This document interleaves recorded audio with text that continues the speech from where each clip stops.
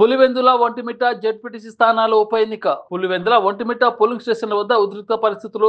YCP TDP ముఖ్య నేతల house arrest. Polling బూత్ల వద్ద భారీగా మోహరించిన పోలీసులు. పులివెందుల జెడ్పీటీసీ ఉప ఎన్నికకు వైసీపీ 100 కోట్ల ఖర్చు. పోలింగ్ కొనసాగుతున్న ఓటుకు 5,000 చొప్పున డబ్బులు పంచుతున్నారని Pulivendula TDP in-charge B Tech Ravi ఆరోపణ. మహిళా ఓటర్లకు ముక్కు పుడకలు, చీరలు పంపిణీ చేస్తున్నారన్న ఫైర్. అక్రమంగా ఆర్జించిన అవినీతి సొమ్మును పులివెందుల జెడ్పీటీసీ ఎన్నిక కోసం కుమ్మరిస్తున్నారని వ్యాఖ్య. జెడ్పీటీసీ ఉప ఎన్నిక టెన్షన్.